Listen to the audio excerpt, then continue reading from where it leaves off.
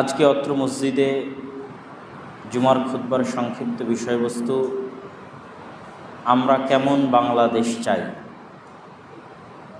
চলমান পরিবর্তিত রাজনৈতিক পরিস্থিতির আলোকে যেহেতু কথা বলার সুযোগ এসেছে এবং মানুষ কথা বলছে, সেই জায়গা থেকে আমাদের চিন্তা ভাবনা এবং আমাদের আদর্শ কি হওয়া উচিত সেটি মূলত তুলে ধরার চেষ্টা আজকের জুমার খুতবায় আমরা করব ইনশাআল্লাহ আজিজ। প্রথমত, যেহেতু আমরা আল্লাহ সুবহানাহু তাআলাকে রব এবং ইলাহ হিসেবে বিশ্বাস করি, তার জাত, তার আসমা এবং তার সিফাতে তাকে অদ্বিতীয় এবং একক হিসেবে বিশ্বাস করি, এবং তার প্রেরিত রাসূল মুহাম্মদ সাল্লাল্লাহু আলাইহি ওয়াসাল্লামকে সর্বশেষ এবং সর্বশ্রেষ্ঠ রাসূল হিসেবে বিশ্বাস করি, সেহেতু তাদের পৃথিবী পরিচালনায়, রাষ্ট্র পরিচালনায় কী মূলনীতি ছিল যেটি প্রত্যেক মুসলিমের বিশ্বাস করা, কামনা করা এবং চাওয়া অবশ্যই জরুরি, সেই শাসন ব্যবস্থাকে আমরা ইসলামী খেলাফাহ বলে থাকি, খেলাফতের শাসন ব্যবস্থা। তো আমাদের আলোচনার শুরুতে আমরা খেলাফতের শাসন ব্যবস্থা কীরকম হয়, কেমন হওয়া উচিত তার সংক্ষিপ্ত বিবরণী তুলে ধরব। তারপরে আমাদের বর্তমান পরিবর্তিত পরিস্থিতির আলোকে আমরা কি চাচ্ছি সেটি তুলে ধরব। খলিফাহ বা খেলাফাহ বা লাম ফা এই শব্দ থেকে নির্গত বহু শব্দ আল্লাহ সুবহানাহু তাআলা পবিত্র কোরআন মাজিদে ব্যবহার করেছেন। যেমন আল্লাহ সুবহানাহু তাআলা আদম আলাইহিস সালাতু ওয়াস সালামের সৃষ্টির ক্ষেত্রেই বলেছেন, ইন্নী জাইলুন ফিল আরদি খলিফা, আমি পৃথিবীতে খলিফা সৃষ্টি করতে চাচ্ছি। খলিফা দ্বারা এখানে মুফাসসিরিনে কেরাম অর্থ করেছেন স্থলাভিষিক্ত, তথা আগে পৃথিবী শাসন করত জিনেরা, এখন জিনদের জায়গায় স্থলাভিষিক্ত হিসেবে আল্লাহ সুবহানাহু তাআলা মানুষকে সৃষ্টি করতে চাচ্ছেন। তো যেহেতু আল্লাহ সুবহানাহু তাআলা মানুষকে পৃথিবী শাসনের স্থলাভিষিক্ত হিসেবে সৃষ্টি করতে চাচ্ছেন, তো এটি কখনোই শুধু ব্যক্তিগত এবং পারিবারিক জীবনের মধ্যে সীমাবদ্ধ নয়, বরং এটি ব্যাপক রাষ্ট্রীয় জীবনের দিকে ইঙ্গিত করে। যেমনটি আল্লাহ সুবহানাহু তাআলা কোরআন মাজিদের অন্য আয়াতে বলেন, ইয়া দাউদ ইন্না জাআলনাকা খলিফাতান ফিল আরদ, হে দাউদ, আমি তোমাকে পৃথিবীতে খলিফা করে দিয়েছি। তা আমরা সকলেই জানি যে দাউদ আলাইহিস সালাতু ওয়াস সালাম শুধু ব্যক্তিগত, পারিবারিক বা সামাজিক জীবন নিয়ে ব্যস্ত ছিলেন না, বরং তাকে আল্লাহ সুবহানাহু তাআলা রাজা, বাদশাহ তথা শাসন ক্ষমতাও প্রদান করেছিলেন। এবং আল্লাহ সুবহানাহু তাআলার পরবর্তী আদেশ থেকে এটি আরও স্পষ্ট হয়, ফাহকুম বাইনান নাস বিল হক, যেহেতু আমি তোমাকে শাসন ক্ষমতা প্রদান করেছি, অতএব তুমি মানুষের মধ্যে বিচার ফায়সালা করো সত্যের উপর ভিত্তি করে, কখনোই মিথ্যার উপর, ধোঁকা, অসততার উপর ভিত্তি করে বিচার ফায়সালা করবে না, বরং সততার উপর ভিত্তি করে বিচার ফায়সালা করবে। এটি আল্লাহর আদেশ দাউদ আলাইহিস সালাতু ওয়াস সালামকে লক্ষ্য করে, এবং আল্লাহ বলছেন, আমি দাউদকে খলিফা করে দিয়েছি পৃথিবীতে। ওয়ালা তাত্তাবিউল হাওয়া ফায়ুদিল্লুকা আন সাবিলিল্লাহ, আর কখনোই নিজের আত্মার, নিজের প্রবৃত্তির অনুসরণ করবে না, নফসে শয়তানির অনুসরণ করবে না, মন যেটা চাইবে সেটাই করবে, তা কখনোই করবে না। অনুরূপী আল্লাহ সুবহানাহু ওয়া তাআলা আরও বহু আয়াতে শাসন ক্ষমতা প্রদানের ওয়াদা করেছেন। যেমন আল্লাহ সুবহানাহু ওয়া তাআলা বলেন, ওয়া'দাল্লাহুল্লাযীনা আমানু মিনকুম ওয়া আমিলুস সালিহাত, জেনে রাখো আল্লাহর ওয়াদা তোমাদের জন্য, তোমাদের মধ্যে যারা আল্লাহর প্রতি ঈমান আনয়ন করবে এবং সৎ আমল করবে, তাদের জন্য আল্লাহ সুবহানাহু ওয়া তাআলার ওয়াদা, লা ইস্তাখলিফান্নাহুম ফিল আরজ, আল্লাহ অবশ্যই পৃথিবীতে তাদেরকে শাসন ক্ষমতা দান করবেন। এটি আল্লাহর ওয়াদা তাদের জন্য যারা ঈমান আনয়ন করে এবং সৎ আমল করে, তাদেরকে আল্লাহ পৃথিবীতে শাসন ক্ষমতা দিবেন। কামাস্তাখলাফাল্লাযীনা মিন ক্বাবলিহিম, যেমন আল্লাহ তাদের পূর্বে যারা এরকম ঈমান আনয়ন করেছে, সৎ আমল করেছে, তাদেরকে শাসন ক্ষমতা দিয়েছিলেন। ওয়ালা ইউমাক্কিনান্না লাহুম দীনাহুমুল্লাযী ইরতাদা লাহুম, এবং আল্লাহ সুবহানাহু ওয়া তাআলা তার দ্বীনকে জমিনে মজবুত করবেন, শক্তিশালী করবেন। ওয়ালা ইউবাদদিলান্নাহুম মিন বা'দি খাউফিহিম আমনা, আর আল্লাহ সুবহানাহু ওয়া তাআলা যে ভীতির পরিবেশ আছে, এই ভীতির পরিবেশ পরিবর্তন করে দিয়ে নিরাপত্তার পরিবেশ দান করবেন। এবং আল্লাহ সুবহানাহু ওয়া তাআলা পরবর্তীতে আরও বলেছেন, পৃথিবীতে শিরক থাকবে না, তাওহীদ প্রতিষ্ঠিত হবে, এবং মানুষকে সালাত এবং যাকাত প্রদানের আদেশ প্রদান করেছেন। তো এই আয়াত থেকে, সূরা নূরের এই 55 এবং 56 নং আয়াত থেকে আমাদের জন্য আজকের বক্তব্যের দলিল হচ্ছে আল্লাহ সুবহানাহু তাআলা তাদেরকে ওয়াদা করেছেন, যারা আল্লাহর প্রতি ঈমান আনয়ন করে, সৎ আমল করে, আল্লাহ তাদেরকে পৃথিবীতে শাসন ক্ষমতা দিবেন, আল্লাহর দ্বীনকে আল্লাহ পৃথিবীতে শক্তিশালী করবেন, মজবুত করবেন, এবং ভীতির পরিবেশের পরিবর্তে পৃথিবীতে নিরাপত্তার পরিবেশ বিরাজ করবে। আর নিরাপত্তার পরিবেশ শাসন ক্ষমতা ছাড়া বিরাজ করা সম্ভব নয়। যেমনটি রাসূলুল্লাহ সাল্লাল্লাহু আলাইহি ওয়াসাল্লাম হাদিসে বলেছেন যে এমন একদিন আসবে অচিরেই যখন মানুষ মক্কা অথবা মদিনা থেকে ইয়ামানের সানআ পর্যন্ত সফর করবে, কিন্তু সে রাস্তায় আল্লাহ ব্যতীত আর কাউকে ভয় পাবে না, এত বেশি নিরাপত্তা বিরাজ করবে। এই ধরনের বহু হাদিস রাসূল সাল্লাল্লাহু আলাইহি ওয়াসাল্লাম বলেছেন, যেখানে ইসলামী খেলাফতের বিজয়ের সাথে সাথে নিরাপত্তার বিষয়টিকে সম্পৃক্ত করে দেওয়া হয়েছে। যে ইসলামী খেলাফতের বিজয় মানেই পৃথিবীতে এমন নিরাপত্তা যে একজন মানুষ একাই, একজন মহিলা নারী মানুষ একাই হাজার হাজার কিলোমিটারের পথ সফর করবে, কিন্তু সে কাউকে ভয় করবে না আল্লাহ ব্যতীত। পৃথিবীতে এতটা নিরাপত্তা বিরাজ করবে ইসলামী খেলাফতের কারণে, যা আল্লাহ সুবহানাহু ওয়া তাআলা কোরআন মাজিদে বললেন, যা রাসূল সাল্লাল্লাহু আলাইহি ওয়াসাল্লাম হাদিসে বলেছেন। সম্মানিত উপস্থিতি, তো এইরকম আরও বহু আয়াত আল্লাহ সুবহানাহু ওয়া তাআলা, যেমন কখনো তিনি ইস্তাখলিফ এই শব্দ ব্যবহার করেছেন, আবার কখনো ইয়ারিস উত্তরাধিকারী করা, জমিনের উত্তরাধিকারী করা শব্দ আল্লাহ সুবহানাহু ওয়া তাআলা ব্যবহার করেছেন। কখনো খালায়েফ খালিফায়ের বহুবচন শব্দ ব্যবহার করেছেন, যেমন আল্লাহ সুবহানাহু ওয়া তাআলা বলছেন নূহ আলাইহিস সালাতু ওয়াস সালাম এবং তার সাথে যারা সঙ্গী সাথী ছিল তাদের ক্ষেত্রে, ফাকাযযাবুহু ফানাজ্জায়নাহু ওয়া মান মা'হু ফিল ফুলক, যখন আমি কাফেরদেরকে ধ্বংস করে দিলাম এবং যারা নৌকায় আরোহণ করেছিল তাদেরকে মুক্তি দিয়ে দিলাম, ওয়াজআলনাহুম খালায়েফ, আর তাদেরকে পৃথিবীতে পরবর্তী উত্তরাধিকারী শাসন ক্ষমতা দিয়ে দিলাম, পরবর্তী খলিফা তাদেরকে করে দিলাম যারা নৌকায় আরোহণ করেছিল। ওয়া আগরাকনাল্লাযীনা কাযযাবু বিআয়াতিনা, আর যারা আমার আয়াতকে অস্বীকার করেছিল তাদেরকে ডুবিয়ে দিয়েছি বন্যাতে।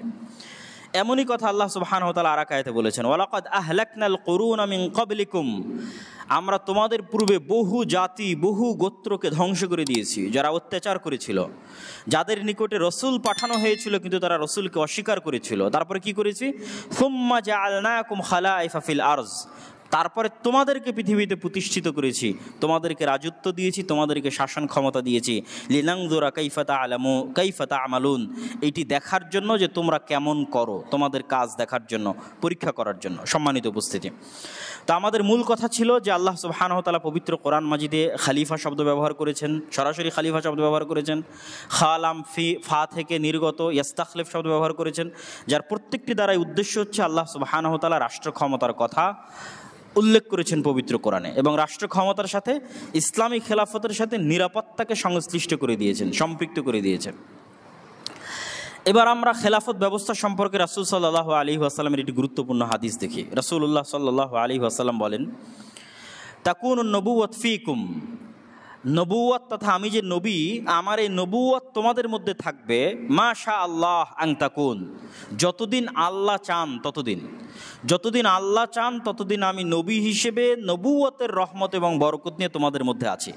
সুম্মা ইয়ারফাউহু আল্লাহ ইযা শা, অতঃপর নবুওয়াতের এই বিধান উঠে যাবে, আমি নবী হিসেবে দুনিয়া থেকে বিদায় নিব যখন আল্লাহ সুবহানাহু ওয়া তাআলা চাইবেন। তারপরে কি আসবে, সুম্মা তাকুনু খিলাফা আলা মিনহাজিন নবুওয়াহ, তারপরে খেলাফত ব্যবস্থা আসবে নবুওয়াতের ধারাবাহিকতার উপর। রাসূল সাল্লাল্লাহু আলাইহি ওয়াসাল্লামের নবুওয়াতের ধারাবাহিকতা যেই বিষয়গুলোর উপর প্রতিষ্ঠিত ছিল, যে আল্লাহ সুবহানাহু ওয়া তাআলার একত্ববাদ তাওহীদের উপর প্রতিষ্ঠিত ছিল, ঠিক তার উপরেই প্রতিষ্ঠিত অবস্থায় নতুন ধারাবাহিকতা আসবে হচ্ছে খেলাফা।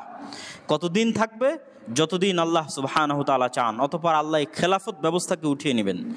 সুম্মা তাকুনু মালিকান গাসান, তারপরে আসবে তোমাদের মধ্যে অত্যাচারী জালেম রাজতন্ত্র ব্যবস্থা, অত্যাচারী জালেম রাজতন্ত্র ব্যবস্থা আসবে। তাদের এই শাসন ব্যবস্থা ততদিন থাকবে যতদিন আল্লাহ সুবহানাহু ওয়া তাআলা চান। তারপরে আসবে মালিকান জাবারিয়ান, জোর জবরদখলপূর্বক রাজত্ব ব্যবস্থা, জোর যার মুল্লুক তার, স্বৈরাচারী ব্যবস্থা। মানুষ নিজের ক্ষমতা, নিজের জোর খাটিয়ে ক্ষমতা দখল করবে এবং রাজত্ব পরিচালনা করবে। তারপরে আল্লাহ সুবহানাহু ওয়া তাআলা এটিকে উঠিয়ে নেবেন। তারপরে আবারও খেলাফত ব্যবস্থা ফিরে আসবে আলা মিনহাজিন নবুওয়াহ। ঠিক নবুয়ত যেই ব্যবস্থার উপর প্রতিষ্ঠিত ছিল, ওই নবুয়তি ব্যবস্থার উপর পুনরায় খেলাফত ফিরে আসবে। তো রাসূল সাল্লাল্লাহু আলাইহি ওয়াসাল্লাম প্রথমে তার নবুয়তি ব্যবস্থাপনার ঘোষণা দিলেন, তারপরে খেলাফত ব্যবস্থাপনা। এবং খেলাফত ব্যবস্থাপনা প্রায় ৩০ বছর যাবৎ 4 খলিফার মাধ্যমে রাসূল সাল্লাল্লাহু আলাইহি ওয়াসাল্লামের মৃত্যুর পরে অব্যাহত ছিল। আবু বকর, ওমর, ওসমান, আলী রাদিয়াল্লাহু তাআলা আনহুম। এবং তারপরেও মাঝে মধ্যে বহু খলিফা রাশেদাহ, সৎ শাসক আল্লাহ সুবহানাহু ওয়া তাআলা পাঠিয়েছিলেন। আর আমরা ওই যুগে বসবাস করছি যেই যুগকে রাসূল সাল্লাল্লাহু আলাইহি ওয়াসাল্লাম 4 নম্বরে উল্লেখ করেছেন, তথা জোর জবর দখলপূর্বক। যদিও এটা গণতান্ত্রিক যুগে আমরা বসবাস করছি, কিন্তু এই গণতন্ত্রটাও জোর জবর দখলের ভিত্তিতেই চলে। দলীয় আধিপত্যের ভিত্তিতেই গণতন্ত্র পরিচালিত হয় এবং গণতন্ত্রে একজন মানুষকে আর একজন মানুষের গোলাম বানানো হয়। সুতরাং আমরা সেই চতুর্থ যুগে বসবাস করছি। যদিও সরাসরি রাসূল সাল্লাল্লাহু আলাইহি ওয়াসাল্লামের গণতন্ত্রের নাম নেননি, কিন্তু গণতান্ত্রিক ব্যবস্থার যেই ফলাফল আমরা দেখতে পাই, সেই ফলাফল এটি প্রমাণ করে যে এটি সেই জোর জবর দখলপূর্বক শাসন ব্যবস্থা চলতেছে। এখানে দলীয় আধিপত্যের ভিত্তিতে মানুষ শাসন ক্ষমতা পরিচালনা করে থাকে। তো সর্বশেষে রাসূল সাল্লাল্লাহু আলাইহি ওয়াসাল্লাম যে বললেন খেলাফত ব্যবস্থা পুনরায় আসবে, সেটির আরেকটি হাদিসে তার স্পষ্ট প্রমাণ পাওয়া যায়। রাসূলুল্লাহ সাল্লাল্লাহু আলাইহি ওয়াসাল্লাম বলছেন, পৃথিবীর বুকে আলা বাহরিল আরজ, পৃথিবীর বুকে বাইতু মাদারিন ওয়ালা ওয়াবারিন, এমন কোনো মাটির বাড়ি, এমন কোনো পাকা বাড়ি অবশিষ্ট থাকবে না, ইল্লা আদখালাহুল্লাহু কালিমাতাল ইসলাম বিইজ্জি আজিজিন আও যুল্লি যালিলিন। এমন কোনো মাটির বাড়ি এবং পাকা বাড়ি অবশিষ্ট থাকবে না যেই পাকা বাড়ি, মাটি বাড়িতে আল্লাহ ইসলাম প্রবেশ করাবেন, কোথাও সম্মানের সাথে, কোথাও অপমানের সাথে। তো এই যে সারা পৃথিবীব্যাপী যে খেলাফা প্রতিষ্ঠিত হবে, সেটি কিয়ামতের পূর্ব মুহূর্তের খেলাফা, যার কথা রাসূলুল্লাহ সাল্লাল্লাহু আলাইহি ওয়াসাল্লাম আগের হাদিসে বলেছেন। এবার আমরা সংক্ষিপ্তভাবে খেলাফতের কিছু মূলনীতি দেখি, যে ইসলামী খেলাফত ব্যবস্থার কিছু সংক্ষিপ্ত মূলনীতি। ইসলামী খেলাফত ব্যবস্থার সবচেয়ে বড় মূলনীতি হচ্ছে, ইসলামী খেলাফতে এই বিশ্বাস রাখা হয় যে ক্ষমতা এবং রাজত্বের মালিক কোনো মানুষ নয়, জনগণ নয়, কোনো পরিষদ নয়, কোনো কমিটি নয়, কোনো দেশ নয়। ক্ষমতা এবং রাজত্বের একচ্ছত্র মালিকানা আল্লাহ সুবহানাহু ওয়া তাআলার। এবং এটি শুধু আক্ষরিক অর্থে নয়, বরং বাস্তবিক অর্থে বিশ্বাস করা হয়। এবং আল্লাহ সুবহানাহু ওয়া তাআলা কোরআন মাজিদে বারবার এটির ঘোষণা দিয়েছেন। যেমন আল্লাহ সুবহানাহু ওয়া তাআলা বলেন, ফাহাজামুহুম বিইজনিল্লাহ ওয়া কাতালা দাউদ জালুতা, দাউদ জালুতকে হত্যা করলো, ওয়া আতাহুল্লাহুল মুলকা, আর আল্লাহ দাউদকে রাজত্ব দিয়ে দিলেন। ওয়ালাউলা দাফউল্লাহিন নাস বা'দহুম বিবা'দ, আর আল্লাহ যদি একজন শক্তিশালী দিয়ে আরেকজন শক্তিশালীকে পরাজিত না করতেন, লাফাসাদাতিল আরজ, তাহলে পৃথিবী ফাসাদে পরিপূর্ণ হয়ে যেত। তথা ফেরাউনের স্বৈরাচারী ব্যবস্থা যদি টিকেই থাকতো, পৃথিবী ধ্বংস হয়ে যেত। আল্লাহ সুবহানাহু ওয়া তাআলা মুসা দিয়ে ফেরাউনের স্বৈরাচারী ব্যবস্থাকে ধ্বংস করে দিয়েছে। আমরা যেই স্বৈরাচারী শাসককে কিছুদিন পূর্বে হারালাম, যিনি পালিয়ে গেলেন, তার এই স্বৈরাচারী ব্যবস্থা যদি তার মৃত্যু পর্যন্ত অব্যাহত থাকতো, তাহলে ফাসাদ ছড়িয়ে যেত। তো আল্লাহ সুবহানাহু ওয়া তাআলা কখনোই কাউকে চিরস্থায়ীভাবে পৃথিবীতে রাজত্ব দেন না। এটি আল্লাহর মূলনীতি। আল্লাহ কোরআনে বলছেন, তিনি সবসময় কি করেন, বা'দাহুম বিবা'জ, এক শক্তিশালীকে দিয়ে আর এক শক্তিশালীর উচ্ছেদ ঘটান। যেমন আজকের পৃথিবীর যদি সুপার পাওয়ার আমেরিকা হয়, তার আগের সুপার পাওয়ার যদি রাশিয়া হয়, তাহলে তারা থাকবে না। এক সময় তাদের এই সুপার পাওয়ার শেষ হয়ে যাবে, আর এক সুপার পাওয়ারকে আল্লাহ নিয়ে আসবেন। তার আগে যখন উসমানী খেলাফত ছিল, তখন তারা ছিল পৃথিবীর সুপার পাওয়ার। তো এই যে আল্লাহ সুবহানাহু ওয়া তাআলা ক্ষমতার পালাবদল ঘটান, এটি পৃথিবীতে ক্ষমতার ভারসাম্য রক্ষা করার জন্য, মানুষের মধ্যে শান্তি এবং নিরাপত্তা রক্ষা করার জন্য আল্লাহ ঘটিয়ে থাকেন। আল্লাহ সুবহানাহু ওয়া তাআলা বলছেন, কুলিল্লাহুম্মা মালিকাল মুলক তুতিল মুলকা মান তাশা, বলুন আল্লাহ সুবহানাহু ওয়া তাআলাই হচ্ছে সকল রাজত্বের মালিক। তুতিল মুলকা মান তাশা, যাকে ইচ্ছা তাকে রাজত্ব দান করেন। ওয়া তানজিউল মুলকা মিম্মান তাশা, যাকে ইচ্ছা তার কাছ থেকে রাজত্ব ছিনিয়ে নেন। একদম স্পষ্ট ভাষায় আল্লাহ সুবহানাহু ওয়া তাআলা বলছেন, পৃথিবীর সকল রাজত্বের মালিক আল্লাহ। যখন যাকে ইচ্ছা রাজত্বে বসান, যখন যাকে ইচ্ছা তার কাছ থেকে রাজত্ব ছিনিয়ে নেন। একচ্ছত্র মালিকানা আল্লাহর হাতে, মানুষের হাতে সাময়িক সময়ের জন্য পরিবর্তন হতে থাকে। ওয়া তুইজ্জু মান তাশা ওয়া তুযিল্লু মান তাশা, আল্লাহ যাকে ইচ্ছা তাকে সম্মানিত করেন, যাকে ইচ্ছা তাকে অপমানিত করেন। ইন্নাকা আলা কুল্লি শাইইন কাদির, আর হে আল্লাহ আপনি সকল কিছুর উপর ক্ষমতাবান। মুসা আলাইহিস সালাতু ওয়াস সালামও বানু ইসরাইলকে বলেছিলেন, ইস্তাঈনু বিল্লাহ ওয়াসবিরু, তোমরা আল্লাহর সাহায্য চাও, ধৈর্য ধারণ করো। ইন্নাল আরদা লিল্লাহ, এই পৃথিবী একমাত্র আল্লাহর, এই পৃথিবী একমাত্র আল্লাহর। ইউরিসুহা মান ইয়াশা, এই পৃথিবীতে আল্লাহ যাকে ইচ্ছা তাকে ক্ষমতায় বসান। আর অসংখ্য আয়াত আল্লাহ সুবহানাহু ওয়া তাআলা বলেছেন, লিল্লাহি মুলকুস সামাওয়াতি ওয়াল আরজ, আসমান জমিন এবং তার মধ্যে যা কিছু আছে সকল কিছুর উপর একচ্ছত্র আধিপত্য হচ্ছে আল্লাহ সুবহানাহু ওয়া তাআলার। সম্মানিত উপস্থিতি, তাহলে ইসলামী খেলাফত ব্যবস্থার মূল বিশ্বাস কি? যে ক্ষমতার মালিক কোনো মানুষ নয়, কোনো জনগণ নয়। ক্ষমতা মানুষের কাছে সাময়িকভাবে আসে, স্থায়ীভাবে ক্ষমতার একচ্ছত্র মালিকানা আল্লাহ সুবহানাহু ওয়া তাআলার হাতে। ইসলামী খেলাফত ব্যবস্থার দ্বিতীয় সবচেয়ে বড় মূলনীতি হচ্ছে মানুষের সমতা এবং মানুষের জান ও মালের নিরাপত্তা। মানুষের সমতা এবং মানুষের জান ও মালের নিরাপত্তা ইসলামের নিকটে, ইসলামী খেলাফত ব্যবস্থার নিকটে মানুষের জান ও মালের নিরাপত্তা এত উপরে যে সকল হালাল হারাম হয়ে যেতে পারে মানুষের জান বাঁচানোর জন্য, আর সকল হালালও হারাম হয়ে যেতে পারে, হারামও হালাল হয়ে যেতে পারে মানুষের জান বাঁচানোর জন্য। তথা ইসলামের সবচেয়ে প্রায়োরিটি হচ্ছে মানুষের জীবনের হেফাজত করতে হবে, মানুষের ধন সম্পদের হেফাজত করতে হবে, মানুষের রক্তের হেফাজত করতে হবে। তাহলে ইসলামী খেলাফত ব্যবস্থায় দুইটা জিনিস সবচেয়ে গুরুত্বপূর্ণ, একটা মানুষের সমতা, আরেকটি হচ্ছে মানুষের জীবন। যেমন মানুষ যদি মারা যায় আর ওই অবস্থায় যদি শুকুরের গোস্ত থাকে, তাহলে শুকুরের গোস্ত তার জন্য খাওয়া হালাল। কেননা জীবন বাঁচানো ইসলামে সবচেয়ে বেশি গুরুত্বপূর্ণ, সবচেয়ে দামি, সবচেয়ে প্রায়োরিটি। আর সমতার বিষয়টি আল্লাহ সুবহানাহু ওয়া তাআলা কোরআন মাজিদে স্পষ্ট করে দিয়েছেন। তিনি মানুষকে সবসময় মানুষ হিসেবে সম্বোধন করেছেন। যখন তিনি মানুষকে সম্বোধন করেছেন তখন মানুষ হিসেবে সম্বোধন করেছেন।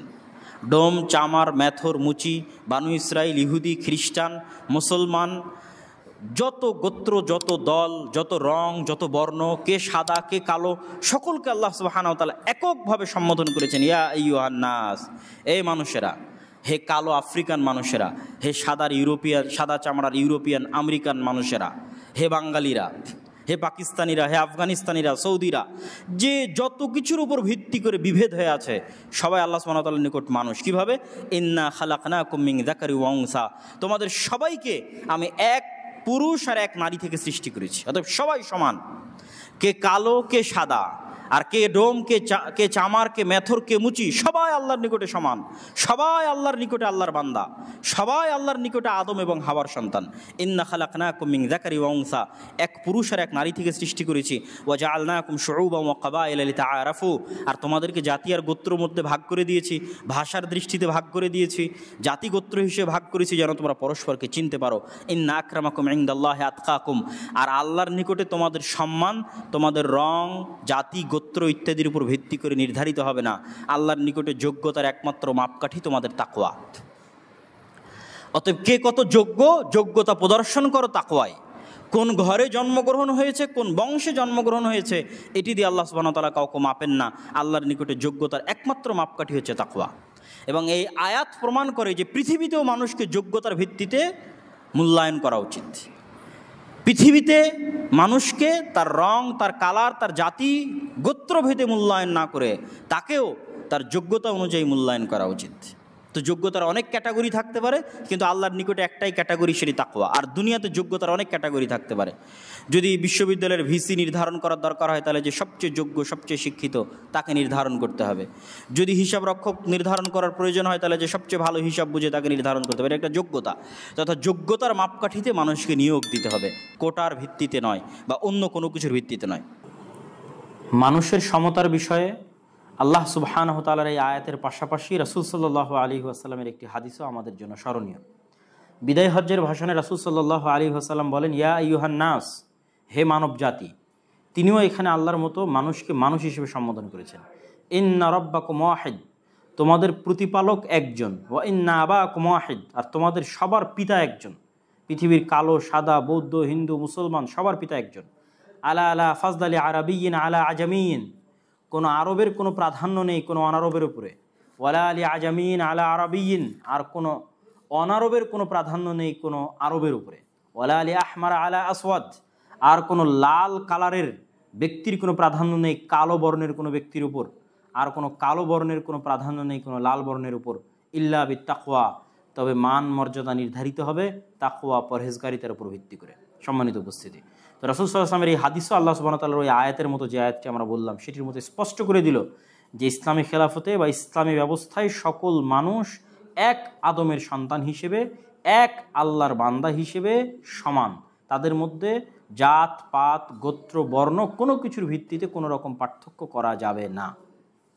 তাহলে আমরা ইসলামী খেলাফত ব্যবস্থার দ্বিতীয় স্পষ্ট মূলনীতি কি দেখলাম? মানুষের মধ্যে সমতা এবং রক্তের সর্বোচ্চ মূল্য, মানুষের জান ও মালের সর্বোচ্চ হেফাজত। 3 নম্বর, ইসলামী খেলাফত ব্যবস্থায় তৃতীয় সবচেয়ে গুরুত্বপূর্ণ বিষয় হচ্ছে ন্যায়পরায়ণতা। এই 3টে জিনিসের উপরে ইসলামী খেলাফত ব্যবস্থা টিকে থাকে। 1, ক্ষমতার একচ্ছত্র মালিকানা আল্লাহ সুবহানাহু ওয়া তাআলা। 2, মানুষের সমতা, মানুষের জান ও মালের নিরাপত্তা। আর 3 হচ্ছে ন্যায়পরায়ণতা। এই ন্যায়পরায়ণতা আমরা মুসলমানেরা এবং আমরা আলেম ওলামারা মানুষকে বুঝাতে ব্যর্থ। আমরা মানুষকে বুঝিয়েছি ইসলাম মানে শুধু সালাত, সিয়াম, হজ, জাকাত। তখন মানুষ কি করছে? মানুষ যখন এতটুকুই বুঝে নিয়েছে যে ইসলাম মানে সালাত, সিয়াম, হজ, জাকাত, তখন প্রশ্ন ফাঁস করে যে টাকা ইনকাম করছে সে বলছে আমি প্রশ্নে ফাঁসের টাকা আল্লাহর রাস্তায় দান করি। নাউজুবিল্লাহি মিন যালিক। আর একজন দুর্নীতি করে মানুষের সম্পদ দখল করে হজ করতে গিয়ে মনে করতেছে আমি সকল গুনাহ ক্ষমা করে নিয়েছি। কেন? আমরা মানুষকে ন্যায়পরায়ণতা বুঝাতে পারিনি। আমরা মানুষকে বুঝিয়েছি ইসলাম মানে শুধু সালাত, সিয়াম, হজ, জাকাত। এই জন্য বাংলাদেশের যত ওসি, ডিসি, এসপি, মন্ত্রী, মিনিস্টার, সচিব যে যেখানে দায়িত্ব পালন করছে, এদের 100তে 100 জন কোনো না কোনো ধর্মীয় প্রতিষ্ঠানের সাথে সম্পৃক্ত আছে। হয় জালসার প্রধান অতিথি, বিশেষ অতিথি, নয় মসজিদ মাদ্রাসার কমিটি। আর অন্তত 60 থেকে 70% মানুষ হজ এবং উমরা সম্পূর্ণ করেছে। আর অন্তত 30 থেকে 40% মানুষ সালাত আদায় করে। কিন্তু আপনি এই একটা মাপকাঠিতে তাদেরকে মাপেন যে এদের কতজন ন্যায়পরায়ণ। এই যে যতজন হাজি, সালাত আদায়কারী, মসজিদ মাদ্রাসার কমিটি, ওসি, ডিসি, এসপি, মন্ত্রী, মিনিস্টার, সচিব, এরা কতজন নিজ নিজ দায়িত্বে ন্যায়পরায়ণ। অথচ তারা দাবি করছে আমরা মুসলমান এবং তারা মনে করে নিয়েছে এই সালাত সিয়াম দিয়ে তারা জান্নাতে চলে যাবে। এই ব্যর্থতা আমাদের যে আমরা তাদেরকে বুঝাতে পারিনি যে ইসলাম মানে সবার আগে ন্যায়পরায়ণতা। ইসলামের সর্বোচ্চ স্থান হচ্ছে ন্যায়পরায়ণতার। আল্লাহ সুবহানাহু ওয়া তাআলা নিজে ন্যায়পরায়ণ এবং সত্যবাদী, নবী রাসূল পাঠিয়েছেন ন্যায়পরায়ণ এবং সত্যবাদী। এই দুটো বিষয়ের উপর ভিত্তি করে ইসলাম টিকে আছে, সত্য আর ন্যায়পরায়ণতা। ইসলামের প্রত্যেকটা বিধান সত্য এবং ন্যায়। যেমন চুরি করলে হাত কাটতে হবে, এটি সত্য এবং ন্যায়, এটা অন্যায় নয়। আল্লাহ সুবহানাহু ওয়া তাআলা নিজের উপর যেই বিষয়কে সবচেয়ে কঠোরভাবে হারাম করেছেন সেটা হচ্ছে জুলম, অত্যাচার। ইন্নী হারামতু যুলমা আলাইয়া। আর তিনি নিজেকে ন্যায়পরায়ণ হিসেবে ঘোষণা করেছেন। এই জন্য পৃথিবীতে যত মানুষ ন্যায় পাবে না তাদের ন্যায় দেওয়ার দায়িত্ব আল্লাহর কিয়ামতের মাঠে। যদি তিনি ওই সমস্ত মানুষকে কিয়ামতের মাঠে ন্যায় না দিতে পারেন তাহলে তিনি রব হিসেবে মিথ্যুক, নাউজুবিল্লাহ। কিন্তু তিনি তা হবেন না, এটাই তার ওয়াদা। তাহলে তার সবচেয়ে বড় বৈশিষ্ট্য হচ্ছে তিনি ন্যায়পরায়ণ। তিনি তার সাথে সম্পৃক্ত সকল গুনাহ ক্ষমা করে দিবেন। কিন্তু এক মানুষ আর এক মানুষের উপর জুলুম করবে, এটা যতক্ষণ ওই মানুষ ক্ষমা না করবে ততক্ষণ আল্লাহ ক্ষমা করবেন না, কেননা তিনি ন্যায়পরায়ণ। কিন্তু আমাদের কাছে ন্যায়পরায়ণতাই সবচেয়ে অবহেলিত।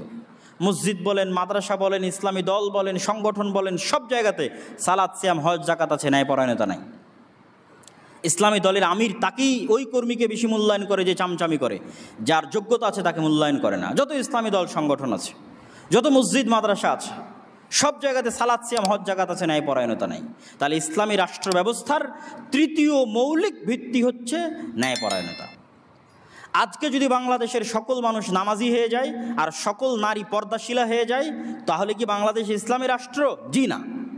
বাংলাদেশ তখন ইসলামী রাষ্ট্র যখন এখানে একজনের প্রতি অন্যায় করা হবে না, তখন ইসলামী রাষ্ট্র। কেউ কারো সম্পদ অন্যায়ভাবে ভক্ষণ করতে পারবে না, কেউ কারো প্রতি অন্যায়ভাবে প্রহার করতে পারবে না, কেউ কারো ন্যায্য অধিকার অন্যায়ভাবে ছিনিয়ে নিতে পারবে না, তখন ইসলামী রাষ্ট্র। তখন যদি নামাজ নাও পড়ে তাহলে সেটা আল্লাহ সুবহানাহু ওয়া তাআলা ক্ষমা করে দিবেন, কিন্তু রাষ্ট্র ইসলামী। তখন যদি কেউ পর্দা নাও করে তা আল্লাহ সুবহানাহু ওয়া তাআলা ক্ষমা করে দিতে পারেন, কিন্তু রাষ্ট্র ইসলামী। তাহলে আমাদের মাথা থেকে এই চিন্তা বের করে দিতে হবে যে আমরা যেটাকে মনে করছি এটাই ইসলাম, জি না। ইসলামের মূল ভিত্তি ন্যায়পরায়ণতা। তাহলে একটা ইসলামী দল কখন ইসলামী দল? যখন তার মধ্যে ন্যায়পরায়ণতা আছে। খালি ইসলামের নামে বড় বড় লেকচার দিলে ইসলামী দল জি না। একটা মাদ্রাসা কখন ইসলামী মাদ্রাসা? শুধু কোরআন হাদিস পড়াচ্ছে জি না, ওর মধ্যে ন্যায়পরায়ণতা আছে প্রতিষ্ঠানের মধ্যে, তখন এটা ইসলামী মাদ্রাসা। তাহলে আল্লাহ সুবহানাহু ওয়া তাআলা কোরআন মাজিদে কি বলছেন? ইন্নাল্লাহা ইয়া'মুরুকুম আন তুআদ্দুল আমানাতি ইলা আহলিহা।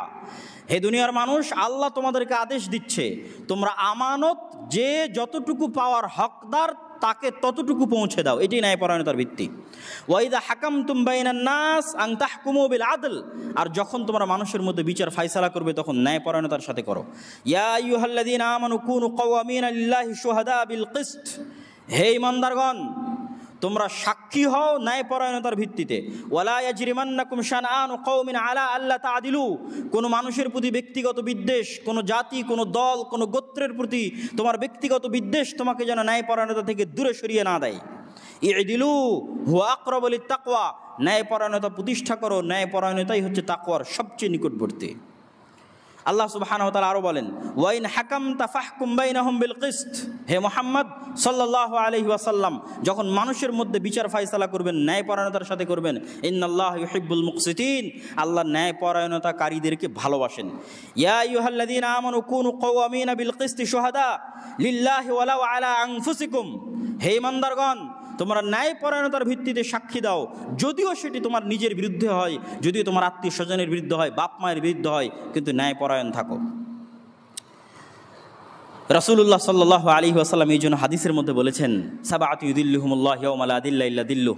7 শ্রেণীর মানুষকে আল্লাহ বিশেষ ছায়া দিবেন কিয়ামতের মাঠে। তো 1 নম্বরে তাহাজ্জুদ গুজারকেও বলা নাই, 1 নম্বরে নফল সিয়াম পালনকারীকেও বলা নাই, 1 নম্বরে বলা আছে ইমামুন আদিল, ন্যায়পরায়ণ দায়িত্বশীল। ওসি ন্যায়পরায়ণ, ডিসি ন্যায়পরায়ণ, মন্ত্রী ন্যায়পরায়ণ, প্রিন্সিপাল ন্যায়পরায়ণ, পরিচালক ন্যায়পরায়ণ, আমির ন্যায়পরায়ণ। ন্যায়পরায়ণ দায়িত্বশীলকে আল্লাহ সবার আগে সম্মান দিবেন, কারণ আল্লাহ সুবহানাহু ওয়া তাআলা নিজে ন্যায়পরায়ণ, তিনি ন্যায়পরায়ণতাকে ভালোবাসেন। তাহলে এটি হলো ইসলামী শাসন ব্যবস্থার তৃতীয় সবচেয়ে গুরুত্বপূর্ণ জিনিস।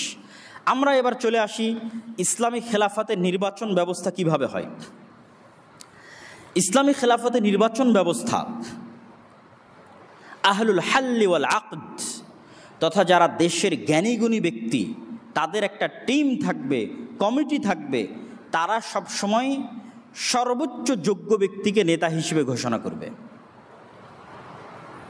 যেমনটা আবু বকর রাদিয়াল্লাহু তাআলা আনহু তার পরবর্তীতে ওমর রাদিয়াল্লাহু তাআলা আনহুকে করেছিলেন, এবং ওমর রাদিয়াল্লাহু তাআলা আনহু যখন বিদায় নিয়ে চলে যাচ্ছেন তখন তিনি 6 সদস্য বিশিষ্ট কমিটি করে দিয়েছিলেন, যারা তৎকালীন সময়ে সর্বশ্রেষ্ঠ, সবচেয়ে জ্ঞানী, আল্লাহওয়ালা, তাকওয়াবান, পরহেজগার সাহাবী ছিলেন।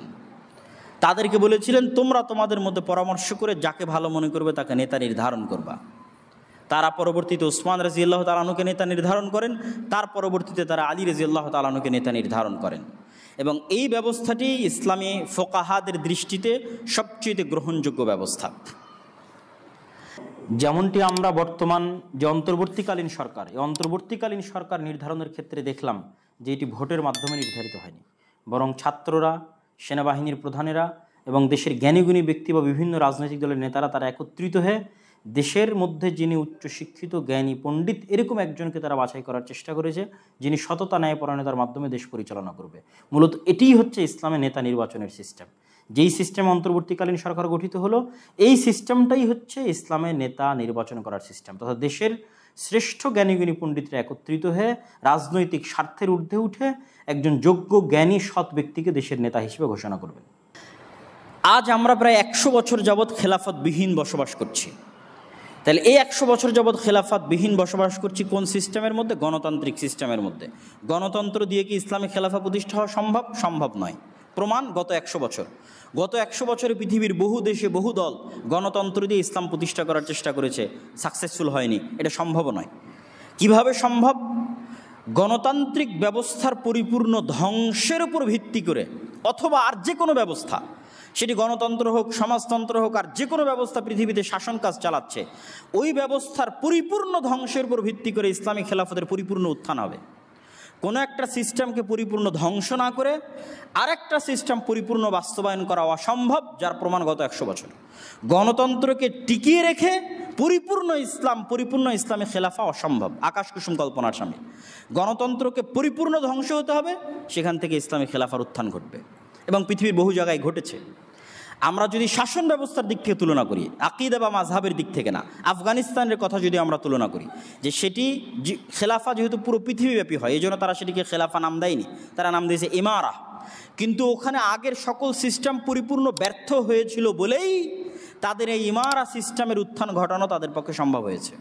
কিন্তু আগের সিস্টেমগুলো যদি টুকটাকও কাজ করতো তাহলে এই পরিপূর্ণ উত্থান সম্ভব হতো না। এটাকে পরিপূর্ণ ধ্বংস হলে ইসলামী খেলাফতের উত্থান হবে, কিন্তু যতক্ষণ পরিপূর্ণ ধ্বংস না হচ্ছে ততক্ষণ আমরা গিয়ে জোর করে ধ্বংস করবো জি না। কেননা আমরা গিয়ে জোর করে ধ্বংস করতে গেলে রক্ত প্রবাহিত হবে নিরাপরাধ মানুষের, যা ইসলামের দৃষ্টিতে আগে সবচেয়ে বড় হারাম। সবচেয়ে বড় হারাম ওইটা, মানুষের রক্ত প্রবাহিত করা। সম্মানিত উপস্থিতি, বাংলাদেশের সংক্ষিপ্ত ইতিহাস হচ্ছে, আমরা যে মানচিত্রে বসবাস করছি এই মানচিত্র 1947 পাওয়া, 1971 নয়। যে মানচিত্রে আমরা আছি মানচিত্র 1971 নয়, 1947। কিন্তু 1947 সেই ইতিহাসকে গত 15 বছর ধ্বংস করা হয়েছে বাংলাদেশে, এবং বাংলাদেশকে একমুখী এবং এক ব্যক্তি কেন্দ্রিক ইতিহাস পড়ানো হয়েছে, যে 1971 বাংলাদেশের জন্ম আর একজন ব্যক্তি বাংলাদেশ স্বাধীন করেছে, আর কারো এখানে কোনো অংশগ্রহণ নাই।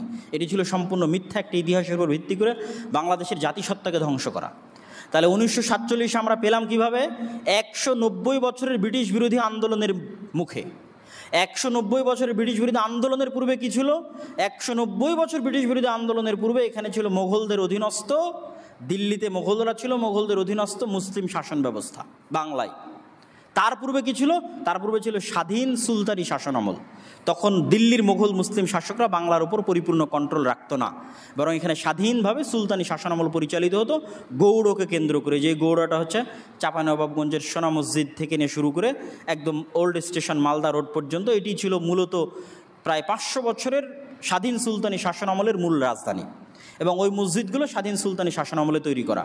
নওগাঁর কুসুম্বা মসজিদ, রাজশাহীর বাঘা মসজিদ এবং চাঁপাইনবাবগঞ্জের সোনা মসজিদ, আর বর্ডার পার হওয়ার পর থেকে ওল্ড স্টেশন পর্যন্ত যেতে হাতের দুই ধারে যত মসজিদ আছে সব মসজিদ। তাহলে এটি ছিল সেই সময়ের রাজধানী। স্বাধীন সুলতানি শাসন আমলের পর মোগলদের অধীনস্থ বাংলা, মোগলদের অধীনস্থ বাংলার পর হচ্ছে ব্রিটিশদের অধীনস্থ বাংলা 190 বছর। ব্রিটিশদের বিরুদ্ধে তিতুমির, তারপরে হাজি শরীয়তুল্লাহ, তাদের মতো বড় বড় মানুষ, তারপরে ভারতে হচ্ছে সৈয়দ আহমদ বেরেলভি, শাহ ইসমাইল শহীদ, তাদের মতো মানুষদের যে বিদ্রোহ, যে জেহাদ পুনরায় মুসলমানদের শাসন ক্ষমতা ফিরিয়ে আনার জন্য, সেটিরই ধারাবাহিকতায় 1947 আমরা স্বাধীনতা পাই। যদিও ব্রিটিশরা যখন দেখলো স্বাধীনতা দিতে হবে, তখন তারা সেকুলারদের হাতে স্বাধীনতা দিয়ে গেছে। যারা জেহাদ করেছিল সশস্ত্র ইসলামকে ফিরিয়ে আনার জন্য, তাদের হাতে তারা ক্ষমতা দিয়ে যায়নি। এটি তাদের একটি নিজস্ব প্ল্যান পরিকল্পনা ছিল। এই জন্য সেকুলারদের দিয়ে তারা দল তৈরি করে এবং সেই দলের হাতে তারা ক্ষমতা দিয়ে যায়। মুসলিম লীগ আর কংগ্রেসের হাতে ভারত, পাকিস্তান, বাংলাদেশের ক্ষমতা দিয়ে যাওয়া হয়। আর এই বাংলা যেহেতু কোনোদিনই কেন্দ্র হতে পারেনি, কেন্দ্র যেহেতু ছিল কলকাতা কেন্দ্রিক, সেহেতু পাকিস্তান তথা 1947 পাকিস্তান প্রতিষ্ঠা হওয়ার আগ পর্যন্ত দীর্ঘ ব্রিটিশ শাসন আমলে রাজধানী ছিল কলকাতা। সেহেতু বাংলায় কিছুই ছিল না, না স্কুল কলেজ, না পাটকল, না বস্ত্রকল, না গার্মেন্টস, না ব্যবসা বাণিজ্য, না স্কুল, না কলেজ, না বিশ্ববিদ্যালয়, কিছুই ছিল না। এই অঞ্চলের মুসলমানের অধপতনের কারণে বঙ্গভঙ্গের সিদ্ধান্ত হয় 1905-এ, যেটা হিন্দুদের আন্দোলনের কারণে রদ হয়ে যায় 1911-তে। পরে মুসলমানদের অন্তরের শান্তির জন্য প্রতিষ্ঠা করা হয় ঢাকা বিশ্ববিদ্যালয়, প্রথম শিক্ষা প্রতিষ্ঠান এই বাংলায়। এবং আইয়ুব খানও যখন লিখেছেন, তিনি যখন এই বাংলায় এসেছেন, তখন এখানে কোনো স্কুল কলেজ ছিল না, কোনো পাট বা বস্ত্রকল, কোনো গার্মেন্টস কিছুই ছিল না। এতটা অনুন্নত ছিল এই অঞ্চল। কিন্তু এই অঞ্চলের অধিকাংশ মানুষ ছিল মুসলমান। তাদেরকে হিন্দু জমিদারেরা দীর্ঘ 190 বছর যাবৎ নীল চাষ সহ বিভিন্ন কিছুর মাধ্যমে শোষণ করেছে। তাহলে এই যে 1905-এর বঙ্গভঙ্গ তথা পূর্ববঙ্গ, এই যে পূর্ববঙ্গের মুসলমানদেরকে কেন্দ্র করে যে জাতীয়তা, এই জাতীয়তার উপর ভিত্তি করে শেরে বাংলা একে ফজলুল হক, হোসেন শহীদ সোহরাওয়ার্দী, তারা শুরুর দিকে চাইতেন আমরা দুই বাংলা মিলে এক বাংলাদেশ করব। কিন্তু কলকাতার হিন্দু দাদা বাবুদের দ্বিমতের কারণে তারা বাঙালিত্বের পরিচয় পরে, আগে মুসলমানিত্ব রক্ষা করতে হবে, এই জন্য হাজার হাজার কিলোমিটার দূরের পাকিস্তানের সাথে যুক্ত হয়ে মুসলিম লীগ করে ভোটের ভিত্তিতে এই মানচিত্রটাকে স্বাধীন করেছেন 1947-এ, যে মানচিত্রে আমরা বসবাস করছি। পরে পাকিস্তানিদের অহংকারের কারণে এবং পাকিস্তান সেনাবাহিনীর জুলুমের কারণে যে যুদ্ধ হয়, সেটি হচ্ছে 1971-এর যুদ্ধ, যেটিকে জাস্ট আমরা এই মানচিত্র থেকে পাকিস্তানিদের সরিয়ে বাঙালিদের প্রতিষ্ঠিত করেছি। কিন্তু 1971-এর এই স্বাধীনতার পর বারবার সেনা অভ্যুত্থান এবং হত্যা, শেখ মুজিবুর রহমানের হত্যা, জিয়াউর রহমানের হত্যা, এগুলো সংগঠিত হয়েছে কেন? মুক্তিযোদ্ধার নন মুক্তিযোদ্ধার একটা যে বিভেদ, মুক্তিযোদ্ধা এবং রাজাকারের যে বিভেদ, যারা ইতিহাস পড়বে তারা দেখবে মুক্তিযোদ্ধা এবং রাজাকারের এই বিভেদের কারণে বাংলাদেশে কত ক্ষতি হয়েছে। ওই শুরুর দিকে সেনাবাহিনীর মধ্যে দ্বন্দ্ব চলতো, কারা মুক্তিযোদ্ধা সেনাবাহিনী, কারা পাকিস্তান ফেরত সেনাবাহিনী। সেই দ্বন্দ্বের কারণে এতগুলো সেনা অভ্যুত্থান হয়েছে ওই সময়। ওই দ্বন্দ্বের ভিত্তিতে শেখ মুজিবুর রহমানের হত্যা হয়েছে, দ্বন্দ্বের ভিত্তিতে জিয়াউর রহমানের হত্যা হয়েছে। পাশাপাশি আরও একটি বিষয় এই অঞ্চলে সংঘটিত হয়েছিল, সেটি হচ্ছে 1971-এ যুদ্ধ চলাকালীন সময় 7 দফার গোপন চুক্তি হয়েছিল। তৎকালীন প্রবাসী সরকার সেই চুক্তিটি স্বাক্ষর করেছিল বিদেশের মাটিতে বসে, যেই চুক্তির মধ্যে লেখা ছিল বাংলাদেশের নিজস্ব কোনো সেনাবাহিনী থাকবে না, বাংলাদেশের সেনাবাহিনী থাকবে না, জাস্ট প্যারামিলিটারি থাকবে, মিলিশিয়া থাকবে নিরাপত্তা রক্ষার জন্য। কখনো বাংলাদেশের প্রয়োজন হলে ভারত সাপোর্ট দিবে, তথা ভারতের একটা করদ রাজ্যে ওই চুক্তির ভিত্তিতে পরিণত করা হয়েছিল বাংলাদেশকে। এবং ভারতীয় গোয়েন্দা সংস্থা রয়ের অধীনে মুজিব বাহিনী নামে একটি বাহিনী গঠন করা হয়, যারা পরবর্তীতে রক্ষী বাহিনী নামে বাংলাদেশের প্রায় শত শত হাজার হাজার যুবককে হত্যা করেছে। যদিও ওই সমস্ত যুবকেরা ছিল বামপন্থী, তারাও কার্ল মার্কস এবং লেনিনের মতবাদে প্রভাবিত হয়ে এই দেশে সমাজতন্ত্র প্রতিষ্ঠা করতে চাইতো, কিন্তু তারা তৎকালীন সরকারের বিরোধী হওয়ায় তৎকালীন সরকারের রক্ষী বাহিনীতে ওই সমস্ত উচ্চশিক্ষিত তরুণদেরকে হত্যা করে, যার ফলশ্রুতিতে বাংলাদেশে দুর্ভিক্ষ দেখা দেয় 1974 সালে। তাহলে এই যে বাংলাদেশের অবস্থা সার্বিক 1947 থেকে 1975 পর্যন্ত যদি আমরা ধরি, গণনা করি, তাহলে এই অবস্থার ভিত্তিতে আমাদের কাছে যেটি শিক্ষণীয়, সেই শিক্ষণীয় বিষয়গুলোকে সামনে রেখেই আমি বাংলাদেশের জন্য কিছু প্রস্তাবনা বা আমরা কেমন বাংলাদেশ দেখতে চাই সেটি তুলে ধরার চেষ্টা করব। বাংলাদেশের জন্য এই প্রস্তাবনার আমরা এইভাবে উল্লেখ করতে পারি, বাক্যটা এইভাবে লিখতে পারি যে যতদিন এই ডেমোক্রেটিক সিস্টেম পরিপূর্ণ ব্যর্থ না হচ্ছে, ততদিন এই ব্যবস্থাটাকে কতটা শারঈ বান্ধব এবং কতটা জনবান্ধব করা যায়, শারঈ বান্ধব, শরীয়ত বান্ধব এবং জনবান্ধব করা যায়, তার জন্য চেষ্টা করা।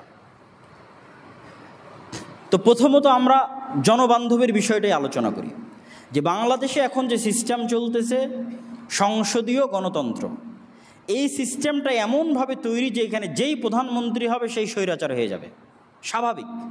এই দেশে কোনো প্রদেশ নাই, কোনো প্রাদেশিক সিস্টেম নাই, এককেন্দ্রিক ক্ষমতা। এই এককেন্দ্রিক ক্ষমতা হওয়ার কারণে যেই প্রধানমন্ত্রী হবে সে অটোমেটিক স্বৈরাচার হয়ে যাবে। তাহলে এই ব্যবস্থার পরিবর্তন করে ক্ষমতার ভারসাম্য নিয়ে আসা দরকার। সম্ভব হলে বাংলাদেশের মধ্যে প্রাদেশিক সিস্টেম চালু করা দরকার, যেন অন্তত প্রদেশের মুখ্যমন্ত্রীর সাথে প্রধানমন্ত্রীর ক্ষমতার ভারসাম্য থাকে এবং কেউ চাইলেই যেন এক ঝটকায় স্বৈরাচার না হয়ে যেতে পারে। দ্বিতীয়ত, প্রেসিডেন্সিয়াল সিস্টেম এই সমস্ত দেশের জন্য, ভারত, পাকিস্তান, বাংলাদেশের মতো যে সমস্ত দেশে প্রতিষ্ঠান অনেক দুর্বল, প্রতিষ্ঠান মানে পুলিশ বাহিনী দুর্বল, আর্মি দুর্বল, বিচার বিভাগ দুর্বল, এগুলোকে বলা হয় প্রতিষ্ঠান। ইংল্যান্ড এবং আমেরিকায় গণতন্ত্র কেন চলে? ইংল্যান্ড এবং আমেরিকায় প্রতিষ্ঠান শক্তিশালী, পুলিশ তার মতো স্বাধীন শক্তিশালী, আর্মি তার মতো স্বাধীন শক্তিশালী, বিচার বিভাগ তার মতো স্বাধীন শক্তিশালী। যখন প্রতিষ্ঠানগুলো তার মতো স্বাধীন শক্তিশালী হয়, তথা পুলিশ চাইলে প্রধানমন্ত্রীকেও গ্রেফতার করতে পারবে।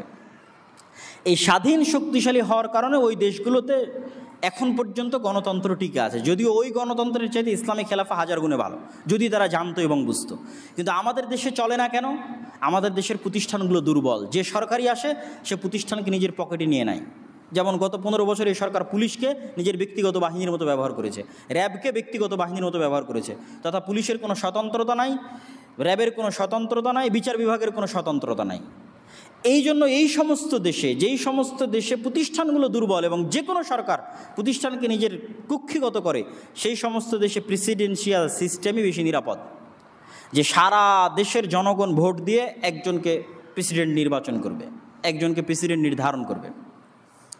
এবং ক্ষমতার ভারসাম্য আনার জন্য তৃতীয় যে জিনিসটি এই সমস্ত গণতান্ত্রিক দেশে প্রয়োজন, সেটি হচ্ছে দ্বিকক্ষ বিশিষ্ট সংসদ। আমাদের দেশে এক কক্ষ বিশিষ্ট, ইংল্যান্ডেও দ্বিকক্ষ বিশিষ্ট। ইংল্যান্ডের যেটা উপরের কক্ষ সেটাকে বলে হাউস অফ লর্ডস, যেটা আপার উচ্চ কক্ষ যেটা। এই হাউস অফ লর্ডসে গির্জা থেকে যারা পাদ্রী আছে তারা অটোমেটিক চলে আসে সদস্য হিসেবে, এবং আরও বিভিন্ন বিচার বিভাগ থেকে আরও বিভিন্ন দিক থেকে তারা নির্ধারিত হয় এই হাউস অফ লর্ডসের। একমাত্র যেটা হাউস অফ কমন্স, তারাই নির্বাচিত হয় জনগণের সরাসরি ভোটে। ঠিক আমেরিকার ভোট ব্যবস্থার মধ্যেও ইলেকটোরাল ভোট, যেটি সরাসরি জনগণের ভোট নয়, বরং এই ধরনের কিছু বাছাইকৃত জ্ঞানীগুণী ব্যক্তির তাদের ভোটের মাধ্যমে প্রেসিডেন্ট নির্বাচিত হয়। এই জিনিসটা বাংলাদেশে চালু করার জন্য দ্বিকক্ষ তথা উচ্চকক্ষ একটা থাকবে, যারা সরাসরি জনগণের ভোটে নির্ধারিত হবে না, বরং তারা দেশের জ্ঞানীগুণী ব্যক্তি হবে। দেশের উচ্চশিক্ষিত বিশ্ববিদ্যালয় থেকে শুরু করে মাদ্রাসা আলেম ওলামা থেকে শুরু করে বিচারপতি থেকে শুরু করে জ্ঞানীগুণী উচ্চশিক্ষিত মানুষগণ সেটির সদস্য হবে, ওই দ্বিকক্ষ বিশিষ্ট সংসদের উচ্চকক্ষের সদস্য হবে। এবং যে কেউ চাইলে আইন, আজ 350 জনের মধ্যে 300 জন ভোট দিয়ে দিল বা 300 জন 290 জন ভোট দিয়ে দিল, আইন পাশ হয়ে গেল, এই ধারাবাহিকতা তখন কমে আসবে। দুই কক্ষের মতামত গ্রহণ করতে হবে, মতামত গ্রহণ করে তখন সেটিকে আইনে পরিণত করতে হবে, তথা যে কোনো কিছুকে আইনে পরিণত করা কঠিন হয়ে যাবে এবং স্বৈরাচারী ব্যবস্থার ফিরে আসা কঠিন হয়ে যাবে। বাংলাদেশের জন্য আরও যে বিষয়গুলো জনবান্ধব করার জন্য আরও যে বিষয়গুলো বাংলাদেশে চালু করা উচিত, আমরা ধারাবাহিক সেই প্রস্তাবনাগুলো পড়ে আজকের বক্তব্যের আমরা ইতি টানার চেষ্টা করব। প্রথমত, অতি দ্রুত সময়ের মধ্যে সংবিধান সংশোধন করত দ্বিকক্ষ বিশিষ্ট সংসদীয় ব্যবস্থা চালু করা, ইংল্যান্ড এবং আমেরিকার আদলে। দ্বিতীয়ত, প্রেসিডেন্ট পদ্ধতির নির্বাচন ব্যবস্থা চালু করা, এই সংসদীয় প্রধানমন্ত্রী ব্যবস্থা বিলোপ করা। সংসদের উচ্চকক্ষে দেশের শীর্ষস্থানীয় জ্ঞানী গুণী ব্যক্তিগণ স্থান পাবেন, তারাই নির্ধারণ করবেন কারা প্রেসিডেন্ট প্রার্থী হওয়ার যোগ্য। একজন চাইলেও আর প্রেসিডেন্ট প্রার্থী হয়ে গেল, একজন চাইলেও আর প্রধানমন্ত্রী প্রার্থী হয়ে গেল জি না, দেশের জ্ঞানীগুণী ব্যক্তিরাই নির্ধারণ করবেন যে অমুক ব্যক্তি প্রেসিডেন্ট হওয়ার যোগ্য, অনুমোদন দিবেন যে হ্যাঁ সে প্রেসিডেন্ট হওয়ার যোগ্য হতে পারে, তা এদের মধ্যে থেকে মানুষ যাকে চায় তাকে বাছাই করে নিতে পারে। 4, সংবিধানে শরীয়ত বিরোধী কোনো আইন প্রণয়ন করা যাবে না মর্মে একটি ধারা রাখতে হবে। আমরা বলিনি যে সংবিধান সরাসরি শারঈ হতে হবে, কেননা বললেও এটা বাস্তবায়ন হবে না। একটা ডেমোক্রেটিক গণতান্ত্রিক সিস্টেমের মধ্যে দিয়ে ইসলামিক খেলাফা আসে না, যেটা আমি আগে ক্লিয়ার করেছি। কিন্তু ন্যূনতম এতটুকু দাবি আলেম ওলামা, ইসলামী দল, ইসলামী সংগঠনগুলো সরকারের কাছে করতে পারে যে আপনার সংবিধানে অন্তর্ভুক্ত থাকতে হবে যেন ইসলামের সাথে সাংঘর্ষিক কোনো বিধান না প্রণয়ন হয়। এটা আমি একটু খুলে বলি। যেমন চুরি করলে ইসলামের বিধান হচ্ছে হাত কাটতে হবে, তাহলে পরিপূর্ণ ইসলামী খেলাফা আসলে হাত কাটা হবে। আর যখন একটা ডেমোক্রেটিক সিস্টেম আছে, গণতান্ত্রিক ব্যবস্থাপনা আছে, তখন চুরি করলে তার হয়তো 1-2 বছরের জেল হতে পারে। কিন্তু ওই ব্যবস্থা চুরিকে সম্পূর্ণ হালাল বলেনি।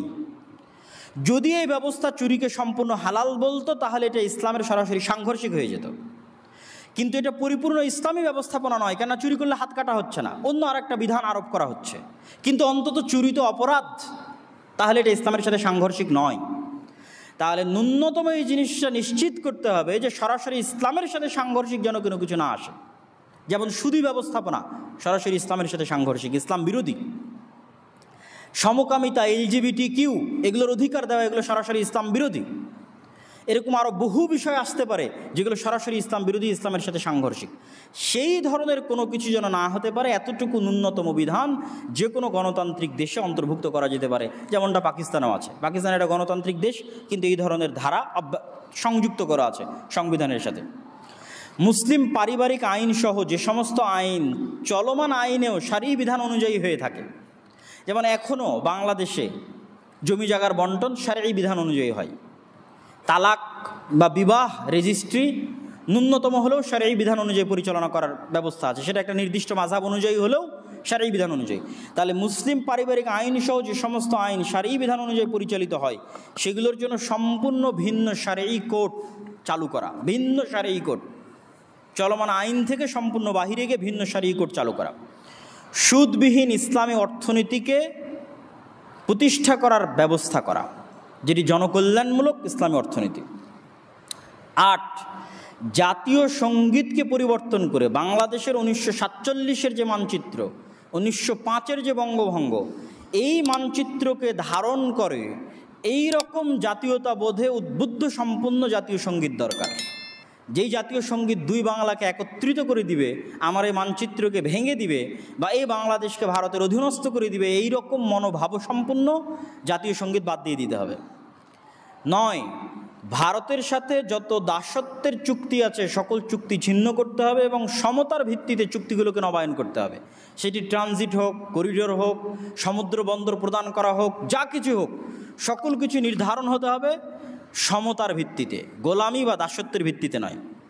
10, তিস্তা পদ্মা সহ ভারত বাংলাদেশের মধ্যে যত যৌথ নদী আছে সকল যৌথ নদীর ন্যায্য হিস্সা ভারতের নিকট থেকে বুঝে নিতে হবে এবং নদীগুলোকে পুনরুজ্জীবিত করার জন্য আপ্রাণ চেষ্টা করতে হবে। ভবিষ্যৎ পৃথিবীতে যদি কোনো দিন বিশ্বযুদ্ধ হয় সেটি পানিকে নিয়েই হতে পারে, আর আল্লাহ সুবহানাহু ওয়া তাআলা এই দেশে পানির অফুরন্ত ব্যবস্থা রেখেছে, কিন্তু সেগুলোকে হত্যা করা হচ্ছে। 300-এর অধিক নদী মৃত্যুবরণ করেছে শুধু ভারতের বিভিন্ন বাঁধের কারণে। মরুভূমিতে পরিণত হয়ে গেছে পদ্মার মতো নদী, তিস্তার মতো নদী। আর এই মরুভূমিতে পরিণত হওয়া নদীতে যখন আবার পানি আসে তখন বন্যার কারণে হাজার হাজার গ্রাম ডুবে যায়। এই ব্যবস্থার বিলোপ হতে হবে। 11, প্রাদেশিক ব্যবস্থা চালু করতে হবে যাতে ক্ষমতার এক কেন্দ্রীকরণ সম্ভব না হয়, যে ক্ষমতা একজনের হাতে কুক্ষিগত হয়ে গেল আর সে স্বৈরাচার হয়ে গেল, এটি যেন সম্ভব না হয়। 12, রাজধানীর বিকেন্দ্রীকরণ করতে হবে, সব কিছু রাজধানীতে, আর রাজধানীর বাইরে কিছু নয়। আর কত চাপ নিবে এ ঢাকা? আপনি যতই মেট্রো রেল করেন, যতই এক্সপ্রেসওয়ে করেন, যতই ফ্লাইওভার করেন, আপনি যদি রাজধানীকে বিকেন্দ্রীকরণ না করেন তাহলে এই ঢাকা একদিন বসবাসের অনুপযোগী হয়ে যাবে।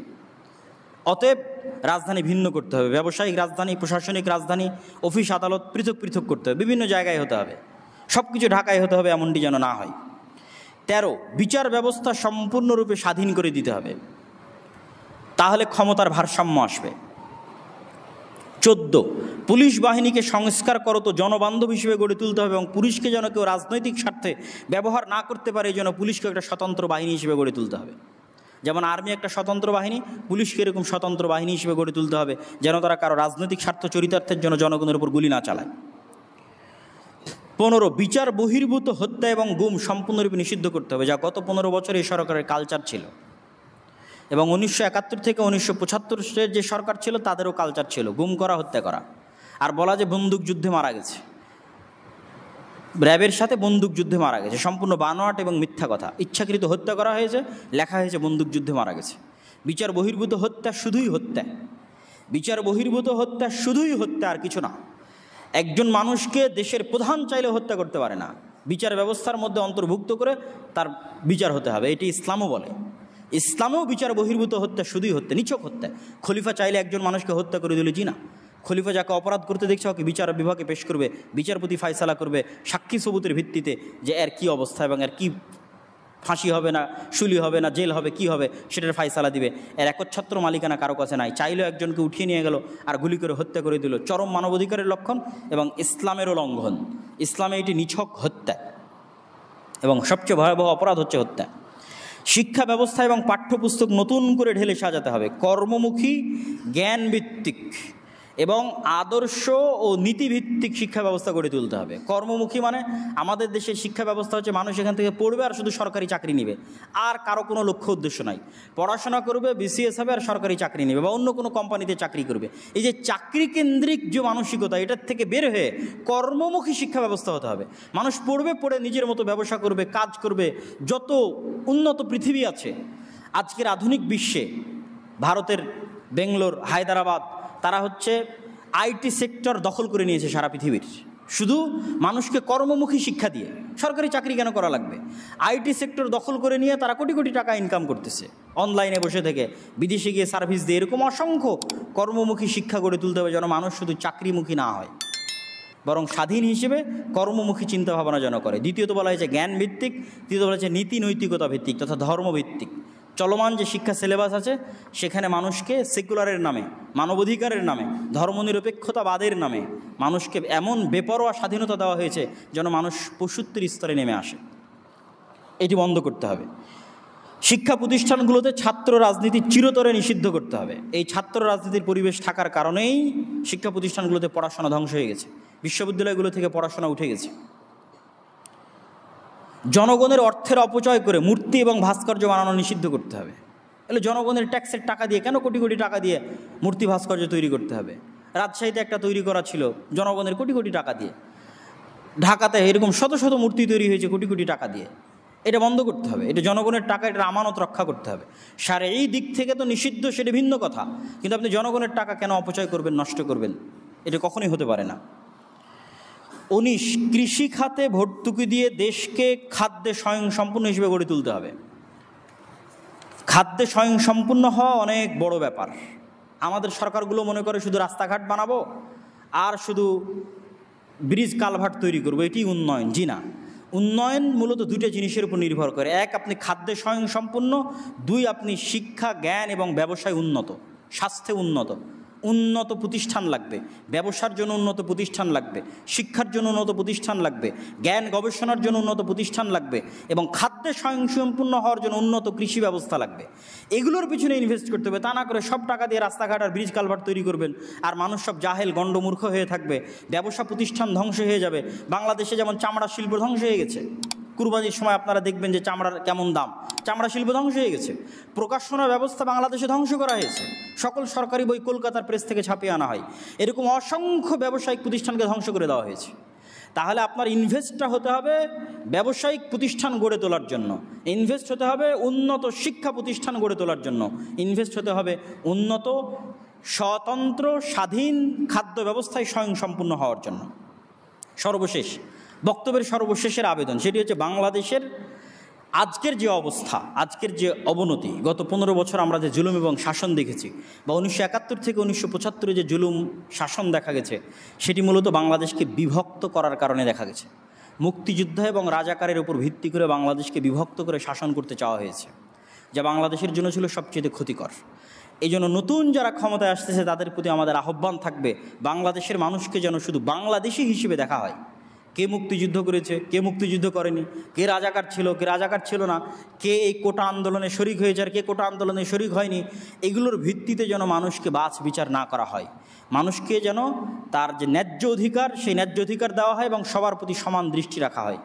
এবং কারো যদি কোনো দলীয় পরিচয় থেকে থাকে তাহলে সেটিকে ক্ষমা সুন্দর দৃষ্টিতে যেন দেখা হয়। কেউ যদি রাজাকার হয়ে থাকে তাকে ক্ষমা করে দিতে হবে, কেউ যদি আওয়ামী লীগ হয়ে থাকে তাকে ক্ষমা করে দিতে হবে। হ্যাঁ, নির্দিষ্ট কোনো অপরাধ করলে তার বিচার হতে পারে, যে সে হত্যার সাথে জড়িত, গুমের সাথে জড়িত, তার বিচার হবে। কিন্তু শুধু আওয়ামী লীগ করে এই জন্য তার প্রতি অন্যায়, জুলুম, অত্যাচার, অফিস আদালত, বাড়িঘর পুড়িয়ে দেওয়া, এটা ওই একই কালচার, যেই কালচার গত 15 বছর ছিল। এই কালচারের মাধ্যমে কখনো দেশে শান্তি ফিরে আসতে পারে না, কখনো দেশ উন্নত হতে পারে না। অতএব এই কালচার থেকে ফিরে আসতে হবে এবং মানুষকে ক্ষমা করা শিখতে হবে। আমি মনে করি বাংলার ছাত্র সমাজ এই 2024 সালে যে ছাত্র জনতার গণ অভ্যুত্থান সংগঠিত করেছে, এই ছাত্র জনতার গণ অভ্যুত্থানের মাধ্যমে আমরা শুধু 15 বছরের স্বৈরাচারী শাসন থেকে মুক্তি পাইনি, বরং ভারতের যে দাসত্ব এবং গোলামি ছিল, সেই দাসত্ব এবং গোলামি থেকেও মুক্তি পেয়েছি। পাশাপাশি রাষ্ট্রের মধ্যে মুক্তিযোদ্ধা এবং রাজাকার হিসেবে যে বিভেদ তৈরি করা হয়েছিল, সেই বিভেদ থেকেও আমরা মুক্তি পেয়েছি বলে আমরা ধরে নিতে পারি।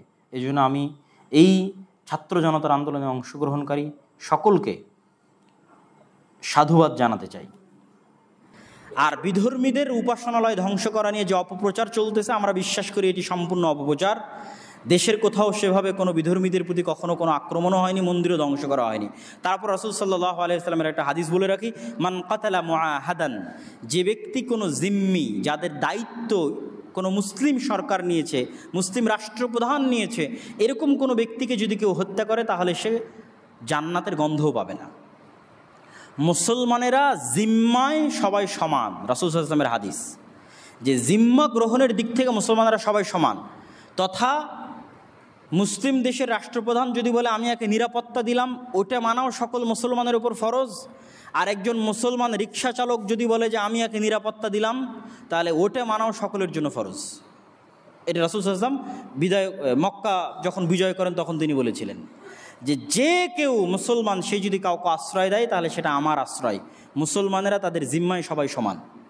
তাহলে একটা মুসলমানের ন্যূনতম সদস্য যদি জিম্মায় সমান হয়, তাহলে একটা রাষ্ট্র যখন কাউকে নিরাপত্তা দিচ্ছে আর আপনি আর এক মুসলমান হিসেবে তাকে হত্যা করছেন, এটি কখনো ইসলাম সম্মত হতে পারে না।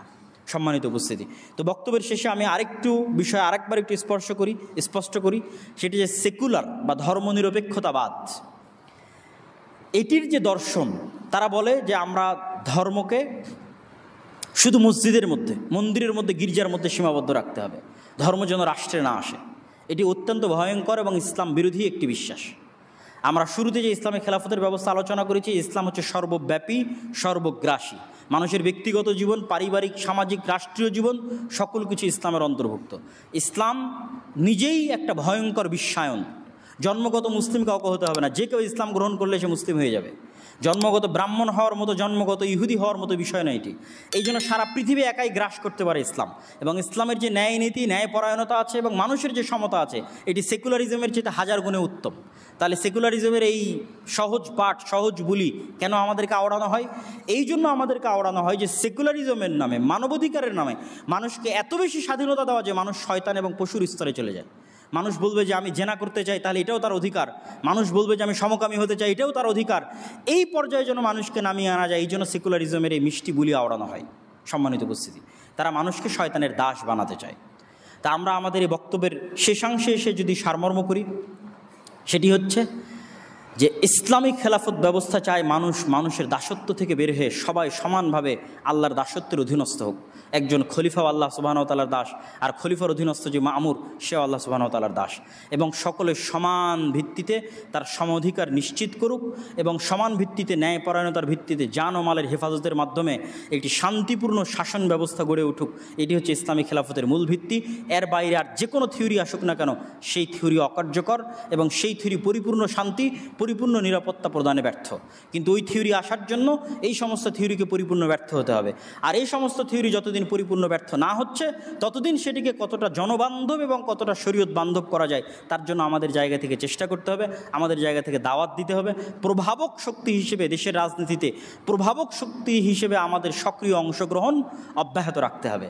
যেন যে কেউ চাইলেই দেশে ইসলাম বিরোধী কোনো আইন প্রণয়ন করে দিল, যে কেউ চাইলেই দেশে অন্যায় কিছু করলো, সেটি যেন সম্ভব না হয়। এই জন্য মুসলমানদেরকেও এই যে চলমান প্রক্রিয়া আছে, এই প্রক্রিয়াতে সক্রিয় অংশগ্রহণ থাকতে হবে প্রভাবক শক্তি হিসেবে, যেন একটি শরঈ বান্ধব এবং একটি জনবান্ধব রাষ্ট্র গড়ে তুলতে আমরা পারি। যার জন্য আমি প্রায় 20 বা 21টি প্রস্তাবনা আজকের আলোচনায় তুলে ধরেছি। আল্লাহ সুবহানাহু ওয়া তাআলা আমাদেরকে এই তৌফিক দান করুক যেন পৃথিবীতে পুনরায় ইসলামী খেলাফা ব্যবস্থা ফিরে আসে এবং মানুষ সাম্যতার ভিত্তিতে শান্তি এবং নিরাপত্তার সাথে বসবাস করতে পারে। আল্লাহুম্মা আমিন। আর যতদিন সেই ব্যবস্থা ফিরে না এসেছে, ততদিন আল্লাহ সুবহানাহু ওয়া তাআলা আমাদের যেন সৎ, ন্যায়পরায়ণ শাসক দান করে। বাংলাদেশকে যেন পৃথিবীর অন্য কোনো দেশের গোলাম, দাস, অধীনস্থ দেশ হিসেবে পরিণত না করে স্বাধীন এবং সার্বভৌম দেশ হিসেবে বাংলাদেশের মানুষদের বসবাস করার, শান্তি এবং নিরাপত্তায় এবং একটি উন্নত রাষ্ট্র হিসেবে সামনের দিকে এগিয়ে যাওয়ার তৌফিক দান করে। আল্লাহুম্মা আমিন।